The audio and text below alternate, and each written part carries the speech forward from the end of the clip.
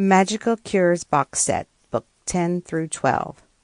Author Tonya Kappes. Narrated by Karen Savage. A Charming Voodoo, Magical Cures Mystery Series, Volume 10. Written by Tonya Kappes. Narrated by Karen Savage. Chapter 1. Good morning. I nodded to all the tourists as I walked down the main street in Whispering Falls. I made my way past my shop, A Charming Cure, on a mission to run across the street and grab some June's gems from Raven Mortimer.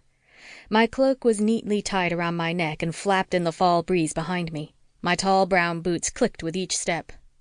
The sun had just popped over the mountain and poured its magical orange glow on the crisp fall morning. There was just something about this time of the year that got my little witchy soul all stirred up. "Good morning, June." Gerald Regula stood outside with a cup of coffee in his hands. His top hat sat perched on top of his head, his mustache neatly combed, and his tuxedo jacket's tails hung down to his knees. He was a dapper fellow, and owner of the Gathering Grove tea shop right next to— Not only did my feet stop dead in their tracks, so did my heart, but in a good way. "I knew you'd need this once you saw that." Gerald turned to face the space that, as of yesterday, had been empty between his shop and Wicked Good Bakery, just where I so happened to be going. "Here you go." He stuck his gloved hand out for me to take the morning elixir. I stumbled for the right words and tucked a strand of my short black bob behind my ear before I took the cup, immediately taking a sip. I needed that. The steam from the cup curled up around my nose and tickled my senses awake. Scented Swan Candle Company. I read the name on the awning above the door that sat just beyond the ornamental gate. All of the entrances to the shops in our little village set in the foothills of Kentucky had ornamental gates that lead up to the colorful doors of the clapboard homes that held our very own secrets and unique gifts inside them.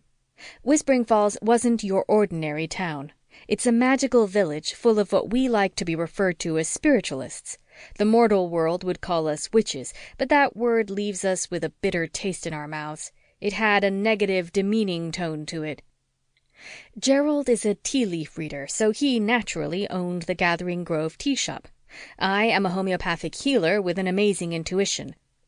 A Charming Cure is my shop, where I sold potions or homeopathic cures for what ailed anyone who walked through my shop doors.